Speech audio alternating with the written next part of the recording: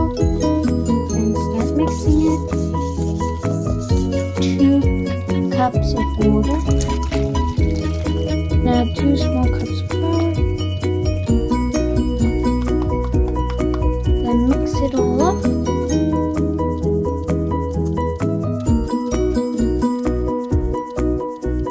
Some oil. Put it on the frying pan. Grab your spatula and flip it.